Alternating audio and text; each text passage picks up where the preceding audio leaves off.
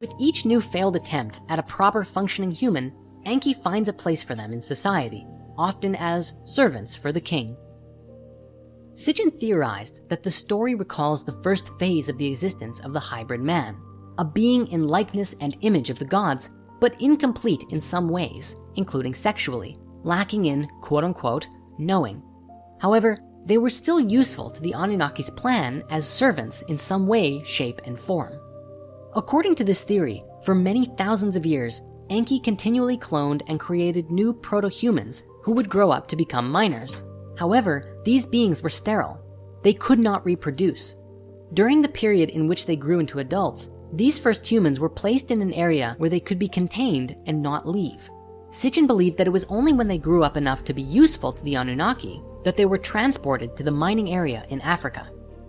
I will also fully acknowledge that there's some discrepancy in this idea though, because the story of Enki and Ninmah specifically says Ninmah took clay from the top of the Abzu in her hand, and she fashioned from it first a man who could not bend his outstretched weak hands. The use of the location Abzu here though suggests that the creation of humanity actually took place in Africa, which also aligns better with the mitochondrial Eve discovery that we looked at earlier.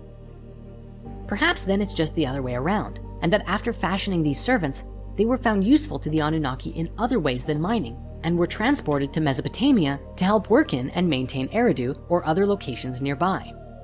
Either way, it's believed that the location where these slaves worked in Mesopotamia was a place called Eden, which is the root word for the biblical Garden of Eden. There's a few ideas about this translation though. Today, most modern scholars translate the Sumerian term Eden as steppe or plain, suggesting it refers to a large field, I guess. Sitchin, on the other hand, translated Eden to mean home or abode of the righteous ones. At any rate, it's what happened in this location where things get intense. A dispute was growing betwixt the gods. You see, Enlil is often described as the oppressor of humanity, a bit of a patriarchal overlord who commanded the slaves. Enlil is said not to really care about humanity though. He just wants to mine gold, destroy humanity, and go home. The tablets even say that he orchestrates a massive flood to wipe out humanity, a subject that we'll get to shortly. Enki, on the other hand, is described as humanity's champion. Enki cares about humanity and sees them a bit like his children. And while they've been producing all of these sterile slave humans to mine gold and till the fields and all that stuff, in secret, he has been continually refining and developing the human genome to produce the perfect human, one who is capable of reproduction and living as its own sovereign species.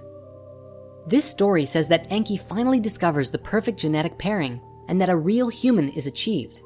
On the subject of the creation of the first humans and this land of Eden, there are two Sumerian myths I'd love to share with you. The first being Enki and Ninhursag, and the second being the Atrahasis.